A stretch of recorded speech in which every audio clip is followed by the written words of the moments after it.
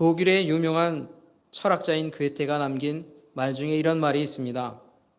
현명한 대답을 원한다면 합리적인 질문을 하라. 다시 한번 말씀드립니다. 현명한 대답을 원한다면 합리적인 질문을 하라. 이 말처럼 질문이라고 하는 것은 지식을 얻은 데 아주 유익한 일이 됩니다. 가장 유익한 것이 바로 이 좋은 질문이라고 할 수 있죠. 이 질문을 통해 지식을 얻고 지혜를 얻고 진리를 깨닫게 될 수도 있는 것입니다. 그래서 고대 그리스의 철학자들은 특별히 이 소크라테스가 이런 질문법을 사용하여서 그의 제자들을 진리로 깨우치고 가르쳤다라고 하는 그런 이야기들을 우리가 듣게 되는 것입니다.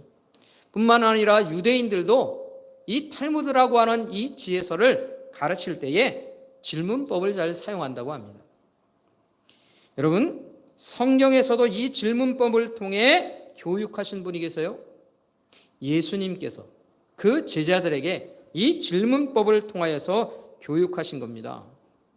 여러분, 예수님께서 질문을 통해서 제자들을 깨우쳤던 대표적인 이야기가 있어요. 마태복음 16장 15절부터 16절의 말씀.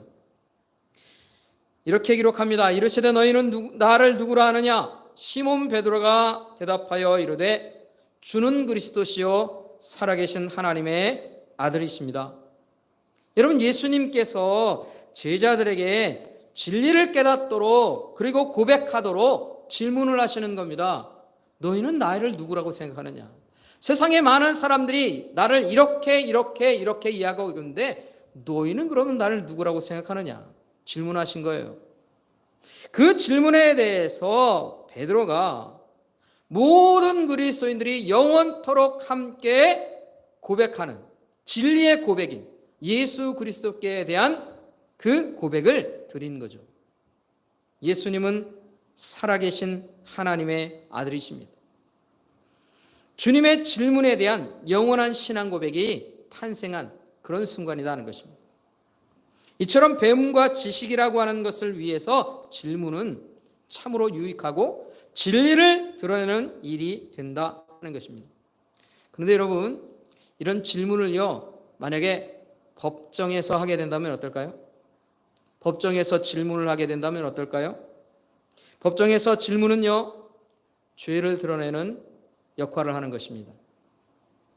특별히 검사의 질문은요, 죄를 드러내서 그 죄값을 치르게 하기 위해서 질문하는 거예요.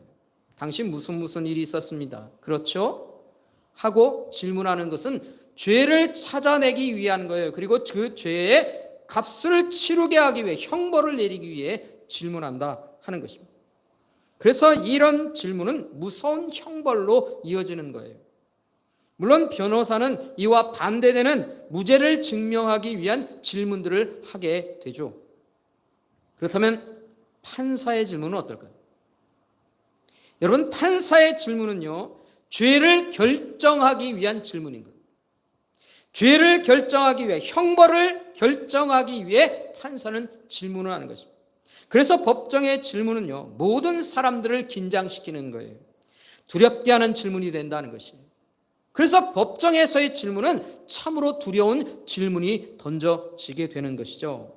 여러분, 오늘 본문의 이야기가 무엇입니까? 이 오늘의 본문의 이야기는요, 법정에서 던져지는 질문으로부터 시작하고 있다 하는 것이에요. 우리 7절 말씀을 같이 한번 읽어볼까요? 오늘 본문 7절 말씀입니다. 함께 하겠습니다. 시작. 사도들 가운데 세우고 묻되 너희가 무슨 권세와 누구의 이름으로 이 일을 행하였느냐? 이 질문을 던지고 있는 사람들은요, 산헤드린이라고 하는 공의회의 공의원들입니다. 이 공의원들은 약 70명, 71명, 72명 여기까지도 사실은 되는 그런 사람들이었다, 이렇게 알려지고 있어요. 이 공회원들은 주로 종교 지도자들입니다. 대제사장이 이 공의회의 회장인 거예요. 여러분, 이 공의회에서 이 유대 사회를 다스리고 이끌어가는 것이다 하는 겁니다. 그렇다면 이 말이 무슨 말입니까? 비록 로마의 식민지로 살고 있는 유대인들이지만 이 유대 사회가 무엇에 의해서 운영되고 있다는 것이에요? 종교에 의해서. 종교에 의해서 움직이는 거예요. 그러니까 이 가장 핵심적이고 가장 큰, 가장 높은 것이 바로 이 산헤드린 공회예요. 이 공회에 의해서 모든 것들이 다 판결돼요. 가장 중요한 판결이 여기서 내려진다는 것입니다. 그러니까 이 공회를 구성하고 있고 공회의 의장이 되는 대제사장이 움직이고 있는 공회라면, 그러면 이 사회는 바로 종교에 의해서 통치되고 있는 사회였다는 거예요. 종교, 즉 이들의 종교는 무엇으로부터 시작됩니까? 하나님의 말씀이에요. 하나님의 말씀. 하나님의 말씀인 율법, 이 율법에 의해서 다스려지는 사회, 그것이 바로 유대 사회였다 하는 것입니다. 성경에서 이 산헤드린 공회 언제 등장합니까? 등장했던 때를 기억하시나요? 언제 산헤드린 공회에서 무슨 일이 있었다 그런 얘기를 들으십니까? 어느 때에? 바로 예수님 재판받으실 때. 예수님께서 재판을 받으러 맨 처음에 끌려가신 곳이 바로 이 산헤드린 공회인 것입니다. 이 공회에서 계속해서 예수님께 질문하고 죄를 찾으려고 노력했던 사람들이 뭘 자꾸 끌어냅니까? 율법을 끌어내는 거예요. 율법. 율법에 대한 질문을 한단 말이에요. 율법에서 어긋난 죄가 드러나면 사형을 선고하기 위해서 끊임없이 예수님께 이 율법에 대한 질문을 한다는 것이에요. 어디서요? 산헤드린 공회에서 그러고 있는 거예요. 그곳의 의장은 대제사장, 이 사람이 이끌어간다는 것입니다. 그런데 여러분, 오늘 본문에서는 누가 이 공회에서 질문을 받고 있습니까? 오늘 본문에서 질문받은 사람들이 있어요. 그건 바로 예수님의 제자들이에요. 예수님의 제자들인 베드로와 요한이 끌려와서 질문을 받고 있어요. 다른 말로 재판을 받고 있다는 거죠. 그렇다면 왜 베드로와 요한이 이 재판석에 서게 됐습니까? 왜 질문을 받고 있느냐 하는 것입니다. 그들이 행한 일이 있었어요. 무슨 일을 행했냐? 이들이 성전 미문에서 앉아서 구걸하고 했던 사람을요, 일으켰어요. 그 뭐 특별한가? 여러분, 이 성전 미문에 앉아서 구걸하던 이 사람은요, 태어나서 한 번도 걸어본 적이 없는 사람이에요. 말하자면 병자입니다. 평생 동안 병자로 살았던 그 사람을요, 이렇게 세운 거예요. 그가 뛰어다니고 그렇게 돌아다닐 수 있도록 그렇게 만들었단 말이에요. 아니, 그러면 여러분, 기적을 행해서 병자를 치료해서 일으켜 세운 사람들인데, 아니, 그 일로 인해서 재판을 받는다고요? 아니, 뭐 그런 경우가 있습니까? 기적을 통해서 병자를 낫게 했는데 그게 재판받을 일이냐 하는 것이에요. 무엇 때문에 재판을 받느냐 하는 것이에요. 여러분, 이 종교 지도자들이 무엇으로 인하여서 재판을 한다고 했습니까? 율법이에요. 율법. 율법을 펴놓고 그 율법에 이 사람이 어긋났는가 안 어긋났는가 하는 것을 가지고 재판을 하는 거예요. 그렇다면 이 율법에서 어긋난 일을 했는지를 따지기 위해 이 재판장이 열려 있어요. 그렇다면 이들이 지금 현재 베드로와 요한을 데려다 놓고 율법을 따지는 거 아닙니까? 그러면 이 재판장들이 사도들에게 어떤 율법을 들이대면서 따지고 있느냐 하는 것입니다. 아니, 병자를 낫게 했는데 무슨 율법을 따집니까? 이럴 수 있잖아요. 그런데요, 이 사람들이 따지는 율법이 있어요. 그게 무엇인가? 신명기 13장으로 가겠습니다.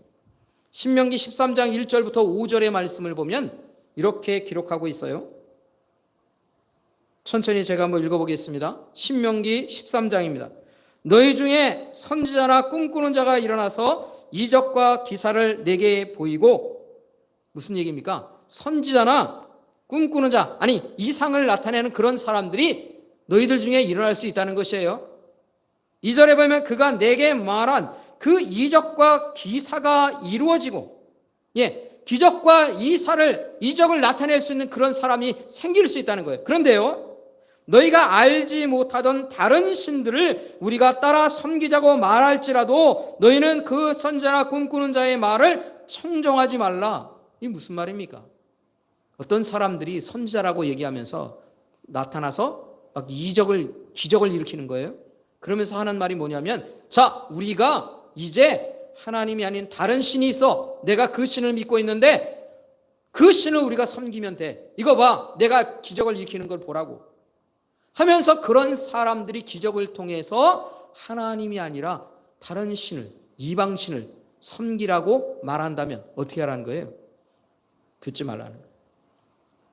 청종하지 말라. 이는 너희 하나님 여호와께서 너희가 마음을 다하고 뜻을 다하여 너희 하나님 여호와를 사랑하는 여부를 알려와서 너희를 시험하심이니. 여러분, 만약에 다른 신을 섬기라고 말한다면 그건요, 하나님이 너희를 시험하는 거라는 거예요.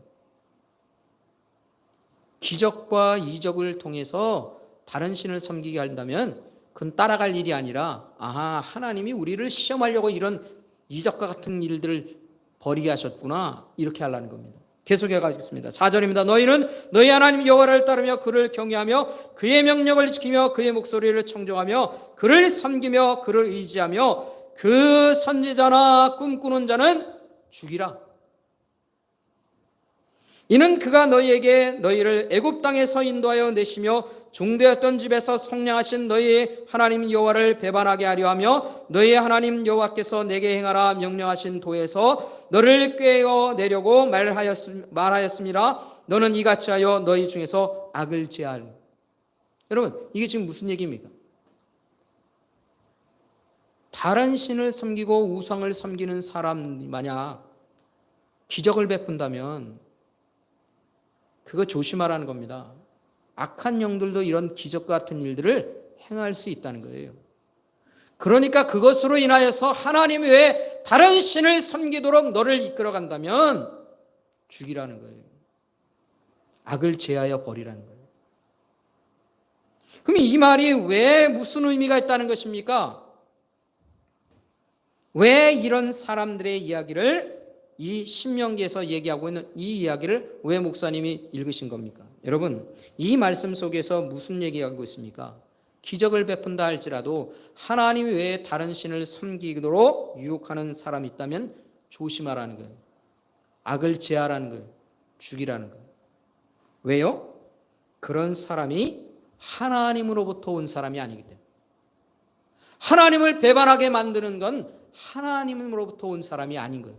그가 기적을 행한다 할지라도, 놀라운 일을 벌인다 할지라도, 우리에게 큰 유익을 준다 할지라도 그가 하나님으로부터 너희들을 벗어나게 하고 하나님을 배반하게 한다면 하나님으로부터 한 사람이 아니라. 그렇다면 이 종교 지도자들의 지금 베드로와 요한에게 뭘 알아보려고 하는 것입니까?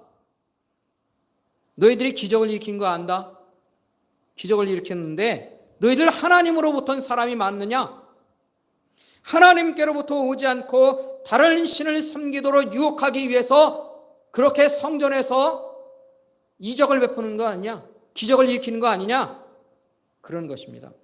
그것을 살피기 위해서 재판장을 열고 세워놓고 질문하는 거예요. 누구의 이름으로 무슨 권세로 너희들이 이렇게 하느냐? 하는 겁니다. 그 질문을 하는 것이죠.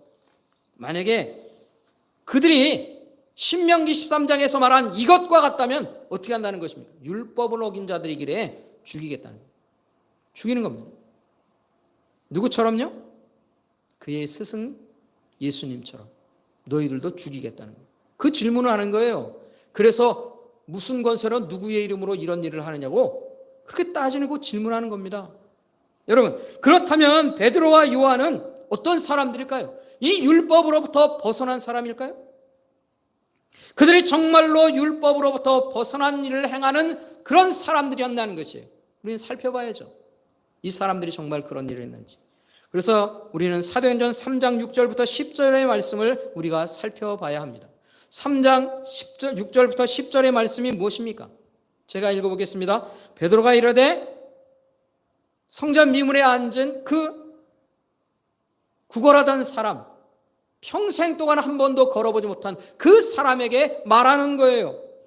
베드로가 이르되 은과 금은 내게 없거니와 내게 있는 이것을 내게 주노니 나사렛 예수의 이름으로 일어나 걸으라 하고 오른손을 잡아 일으키니 발과 발목이 곧 힘을 얻고 뛰어서서 걸으며 그들과 함께 성전으로 들어가면서 걷기도 하고 뛰기도 하며 하나님을 찬송하니 모든 백성이 그 걷는 것과 하나님을 찬송함을 보고 그가 본래 성전 미문에 앉아 구걸하던 사람인 줄 알고 그에게 일어난 일을 인하여 심히 놀라며 놀랍게 여겼다는 거예요. 여러분, 이 사건 속에서 우리가 발견하는 게 뭡니까? 이 병 고침 받은 사람이 뭐하고 있습니까? 하나님을 찬송하고 있어요. 하나님을 찬송하고 있다는 거예요. 그러면 이 일은 어디로부터 온 것입니까? 하나님으로부터 온 거예요. 왜 그렇습니까? 이 결과가 뭐냐? 이 기적의 결과가, 이 이적의 결과가 뭐냐는 거예요. 하나님을 영화롭게 하고 있는 거예요. 하나님을 찬송하고 있는 거예요. 하나님을 섬기게 하고 있는 거예요. 하나님을 향하게 하고 있다는 거예요. 여러분, 성전이라고 하는 것이 무엇입니까? 성전이 어떤 곳입니까? 성전은요, 하나님이 계신 곳이다. 하나님의 임재가 있다. 그 얘기가 무슨 얘기입니까? 이곳의 주인은 누구라는 거예요? 하나님이시라는 거예요. 성전의 주인이 하나님이라는 거예요. 그러면 이 성전은 누가 통치하고 계세요? 하나님이 통치하신 거예요. 하나님이 특별히 다스리시는 거예요. 하나님께서 역사하시는 곳이에요. 그래서 이 성전이 거룩한 거예요. 물론 하나님께서 모든 것을 다 창조하셨어요. 운행하시고 다스리시죠. 통치하시죠. 모든 것이 하나님의 통치 영역 속에 있어요. 그러나 특별히 이 성전은 하나님의 통치로 인하여서 사람들이 회복되는 곳이에요. 그런데 이 성전에서 무슨 일이 일어납니까? 놀라운 구원의 은혜가 일어났어요. 그래서 이 성전에서 하나님을 높이고 하나님을 영광을 찬양하고 뛰어다닌다. 그럼 이 베드로와 요한이 율법을 범한 사람입니까? 율법을 어긴 사람들입니까? 율법에서 어긋났습니까? 하나님의 통치를 거부하고 있습니까? 하나님의 왕되심을 낮추고 있습니까? 사람들로부터 하나님의 통치하심을 벗어나게 하고 있습니까? 하나도 그런 일이 없어요. 그러면 이 성전에서 일어난 이 놀라운 기적, 누구로부터 왔다는 거예요? 하나님으로부터 온 것이죠. 하나님의 통치 영역 속에서 다른 신이 활동할 수 있습니까? 역사할 수 있습니까? 그런 일은 불가능한 거예요. 왜? 하나님이 통치하시는 곳에서 하나님의 영광이 드러난 것, 하나님이 일하셨기 때문이다. 여러분, 하나님이 일하신 거예요. 그래서 하나님께 영광이 돌려지는 거예요. 듣고 본 사람들도 하나님께 영광이 돌려지게 하고 있어요. 그래서 사람들이 모여드는 거예요. 이 사람이 누구인가? 그리고 그 사람들이 바로 베드로와 요한이 하나님에 대해서, 예수 그리스도에 대해서 얘기할 때 수천 명이 회개하잖아요. 하나님의 놀라운 역사들이 일어나고 있잖아요. 그들이 하나님의 사람으로 다시 바뀌어지고 있잖아요. 이 놀라운 일들이 일어나고 있는 거예요. 그래서 베드로가 담대하게 이 공의회 앞에서 말하는 것입니다. 9절과 10절. 만일 병자에게 행한 착한 일에 대하여 이 사람이 어떻게 구원을 받았냐고 오늘 우리에게 질문한다면 너희와 모든 이스라엘 백성들을 알라. 너희가 십자가에 못 박고 하나님이 죽은 자 가운데서 살리신 나사렛 예수 그리스도의 이름으로 이 사람이 건강하게 되었느니라. 이 사람이 건강하게 되었고 그 병에서 구원받게 된 것은 하나님이 하신 일이며 나사렛 예수 그리스도의 이름으로 된 것이라는 거예요. 여러분, 이 병자를 고친 분이 하나님이십니다. 그리고 그 하나님이 또 한 가지 하신 일은 뭐냐면 나사렛 예수, 너희들이 50일 전에 죽였던 그 나사렛 예수, 그를 죽은 자 가운데서 살리셨다는 거예요. 부활에 대한 이야기라는 것입니다. 그리고 그 예수 그리스도의 이름으로 병자가 고쳐지고 있다는 거예요. 그리고 그 일에 대한 증인으로 그 병자가 여기에 서 있다는 거예요. 무슨 얘기입니까? 그 사람이 여기까지 와 있다는 거예요. 증인으로. 그렇게 세워진 것이에요. 여러분, 이 공회에서요, 이 베드로와 요한의 이야기는요, 사실은 가장 듣기 싫은 얘기를 하는 거예요. 이 공회원들에게 가장 듣기 싫은 얘기가 있습니다. 그게 뭐냐? 부활에 대한 얘기예요. 부활에 대한 얘기. 부활에 대한 얘기를요, 너무 싫어하는 거예요, 이 사람들이. 왜 그럴까요? 아니, 이 사람들 대제사장들이라면서요, 서기관들이라면서요, 종교 지도자들이라면서요. 그런데 어떻게 이 사람들이 부활에 대한 이야기를 싫어합니까? 여러분, 이 대제사장과 서기관들 그리고 이 공회의 주도적인 역할을 하는 사람들이 어떤 사람들이냐면 사두개파라고 하는 사람들이에요. 이 사두개파라고 하는 사람들의 특징은 뭐냐면요, 영적인 세계를 인정 안 해요. 영적인 세계 없어. 우리 눈에 보이는 것, 내 귀로 들을 수 있는 것, 그것만이 존재하는 거예요. 영적인 세계를요, 인정을 안 하는 거예요. 그러면 우리 눈에 보이는 이 세계만이 모든 것이다. 물질 세계만이 우리가 존재하는 것일 뿐이다. 우리가 알 수 없는 영적인 세계는 그건 존재하지 않고 사람들이 꾸며낸 얘기다. 이런 생각을 가지고 있었던 사람들이 바로 이 사두개파 사람들이에요. 목사님, 무슨 말입니까? 아니, 이 사람이 대제사장이라면서요. 이 회의를 이끌어가는 사람이 대제사장이라면서요. 그 대제사장이 영적인 세계를 안 믿는다고요? 여러분 어떻게 생각하세요? 영적인 세계도 인정하지 않고 부활도 인정하지 않는 사람이 이 공회의 의장이며 대제사장이라고 하는 거예요. 아니, 어떻게 이럴 수 있습니까? 여러분 그렇게 질문할 수 있죠. 여러분, 원래 제사장, 특별히 대제사장은 율법에 따르면 레위인들 중에서 아론 계열의 사람들이 제사장이 되고 그 제사장 중에서도 특별히 일부 계열이 대제사장으로 세워져 있었어요. 이게 율법에서 원래 정해진 일이에요.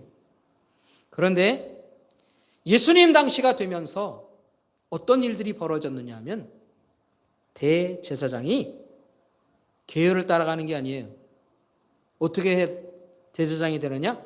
돈으로 사는 거예요. 내가 많은 돈을 주고 성직을 산 겁니다. 그래서 돈을 가지고 제사장이 된 거예요. 대제사장이 되어서 돈을 가지고 되었으니 그럼 이제 어떻게 합니까? 내가 돈 들여서 성직 샀잖아요. 그러면 내 돈 어디서 보상받습니까? 돈을 받아야죠. 벌어야죠. 어디서 법니까? 성전에서 버는 거예요. 성전에서. 그래서 여러분, 예수님께서 성전에서 장사하는 자들을 내쫓으시고 상을 뒤엎으시고 그렇게 하셨잖아요. 그게 이들에게는 엄청난 충격인 거예요. 왜 그랬습니까? 성전뜰에서 장사하는 사람들에게서 세를 받아서 내가 내 재산을 늘려가야 하고 내 돈 들인 거 벌어야 하는데 예수님이 그걸 엎어버리셨다. 그러니 제사장에게 눈에 예수님은 뭡니까? 가시와 같은 거예요. 어떻게든지 해결해버리고 처리해버리고 제거해버려야 되고 죽여버려야 되는 거예요. 여러분, 이게 바로 대제사장이다. 이 당시 종교자들이 이렇습니다. 이들이 공회에서 율법으로 재판하겠다고 앉아있는 사람들이라는 거예요. 여러분, 이 사람들이 하나님으로부터 온 사람들입니까? 이 사람들이 정말 하나님께로 향하는 사람입니까? 영혼들을 하나님께로 이끌어가는 종교 지도자들이냐 하는 것이. 그래서 이들을 향해서 담대하게 사도들이 선포하는 거예요. 예수님이 선포하셨던 이유와 같이 이 사도들도 똑같이 선포하는 거예요. 11절과 12절. 이 예수는 너희 건축자들의 버린 돌로서 진모통의 머릿돌이 되었느니라. 너희들이 버렸고 죽였지만 그 예수님을 통해서 머릿돌이 되셔서 그분을 통해 새로운 하나님의 나라와 하나님의 성전이 세워지고 있다 하는 것입니다. 12절에 다른 이로서는 구원을 받을 수 없나니 천하 사람 중에 구원을 받을 만한 다른 이름을 우리에게 주신 일이 없다. 예수 그리스도를 통해 하나님의 나라가 이제 새롭게 세워질 것이며 그 하나님의 나라에서 구원을 얻는 것은 예수 그리스도 외에 없다 하는 거예요. 다른 메시아 없다. 예수 그리스도만이 구원이시다. 그것을 이 공유에서 강력하게 선포하고 있는 거예요. 이 공유에서 바로 스승인 예수님이 사형의 형벌을 받고 재판을 받고 그렇게 십자가에 죽으셨어요. 그런데도 그 공유에서 떳떳하게 담대하게 이 말을 전하고 있는 것입니다. 사랑하는 성도들, 베드로와 요한이 공회 앞에서 담대하게 선포했던 이유가 뭘까요?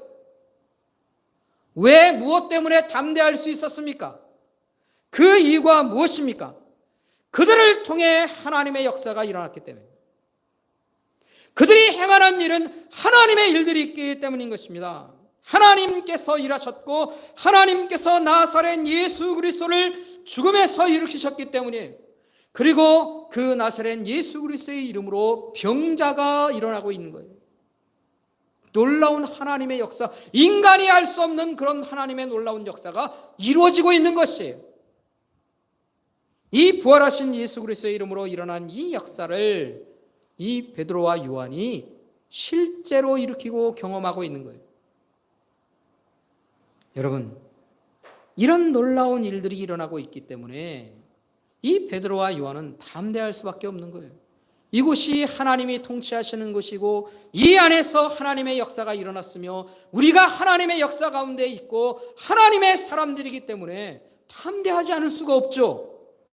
하나님이 내 배경이잖아요. 배경. 하나님이 내 뒤에 계시잖아요. 그들 앞에 있는 사람은 어떤 사람입니까? 죄인들이에요. 하나님의 사람들이 아니에요. 그러면서도 제일 높은 곳에 앉아서 나를 재판하겠다고 앉아 있으니 담대하지 않을 수가 있습니까? 오늘 우리가 바로 이 베드로와 요한의 후예인 것을 우리가 기억해야 합니다. 베드로와 요한, 그것처럼 우리는 예수 그리스도를 따라가고 있습니다. 나사렛 예수 그리스도의 이름으로 살아가고 있고 예수 그리스도의 복음을 생명의 길인 줄 알고 이 복음을 향하여 살며 이 복음을 전하며 살고 있다 하는 것입니다. 우리가 하나님의 사람으로 살고 있습니까? 나는 하나님의 사람으로 살고 있습니까? 나는 하나님의 사람인 예수 그리스도의 이름으로 살아가고 있습니까? 그렇다면 우리는 이 땅에서 하나님의 사람들로 살고 있기에 담대함으로 살아야 하는 것이에요. 담대함을 잃지 마시기 바랍니다. 사랑하는 성도 여러분, 우리가 예수 그리스도만을 바라보고 사는 길은 하나님께로 향하는 길이에요. 하나님을 따라 사는 길이에요. 하나님 외에 다른 신을 섬기는 길도 아니고 이단 사상을 따라가는 길도 아닙니다. 하나님이 인정하시고 하나님이 우리에게 가르쳐 주신 진리의 길로 가고 있는 거예요. 그렇기 때문에 우리는요, 담대함으로 살아야 하는 거예요. 왜요? 이 땅이 누구 땅입니까? 이 세계가 누구의 세계입니까? 하나님이 지으시고 하나님이 운행하시고 하나님이 다스리시고 하나님이 통치하시는 세상이기 때문에 그런 거예요. 믿습니까? 우리가 그 지구 위에 살고 있고 하나님이 만드신 우주 안에 우리가 살고 있는 거예요. 그 안에 살면서 하나님의 사람으로 살아가고 있기에 우리는 담대하게 살아가야 하는 거예요. 왜 그렇습니까? 그 주인을 따라가고 있잖아요. 그 주인을 알고 있잖아요. 그 주인을 섬기고 있잖아요. 그리고 그 주인을 우리가 영광하며 살고 있지 않습니까? 담대하지 않을 이유가 없는 것이죠. 하나님께서 우리를 이 땅에 존재하신 그 목적대로 우리가 살고 있는 거예요. 여러분, 우리는 하나님이 목적하신 그 목적을 따라 살고 있는 사람들인 거예요. 대제사장이 하나님 앞에 담대해야 됩니까? 우리가 담대해야 됩니까? 우리가 담대해야 되잖아요. 그리스도인들은 그래서 이 땅에서 담대함으로 살아가야 할 줄 압니다. 그래서 우리는 담대함으로 살며 담대함을 잃어버리면 안 되는 것입니다. 비록 우리의 육신이 연약할 수 있어요. 부족할 수 있어요. 연약할 수 있어요? 세상에 예수 믿지 않는 사람보다 더 연약한 사람으로 육체의 연약함을 가지고 질병을 가지고 살아갈 수 있어요. 그러나 어떻습니까? 그럼에도 하나님이 내 하나님 되시잖아요. 하나님이 내 아버지 되시잖아요. 내게 질병이 있다 할지라도요, 하나님이 내 하나님이 되시면 되는 겁니다. 믿습니까? 비록 경제적인 넉넉함이 좀 없으면 어떻습니까? 하나님의 은혜로 나를 채워주시고 계시잖아요. 여러분, 경제적인 어려움이 있는데도 불구하고 하나님이 나를 사랑하시고 나를 붙드시고 내게 은혜 입혀주시잖아요. 그러면 나는 하나님의 사람인 거예요. 하나님의 자녀들인 거예요. 그걸 잃어버리면 안 돼요. 우리 가장 소중한 것을 우리는 붙들고 사는 거예요. 하나님의 목적하신 대로 하나님의 통치하심을 인정하고 하나님이 나의 주인이신 것을 고백하고 사는 것만큼 하나님이 기뻐하실 일이 없어요. 우리가 그걸 하고 있잖아요. 우리 아버지 하나님 앞에 그런 삶을 드리고 있으면 우리는 담대함으로 살아가야 합니다. 사랑하는 성도 여러분, 우리의 인생길은 하나님 앞에 담대함으로 살아가야 하는 인생길임을 믿습니다. 우리 주 예수 그리스도께서 우리 안에 계시고 우리는 예수 그리스도 안에서 살고 있습니다. 우리 인생 끝까지 이 담대함을 잃지 않고 사는 저와 여러분의 귀한 인생 되기를 주님의 이름으로 축원합니다. 축원합니다. 시간 함께 기도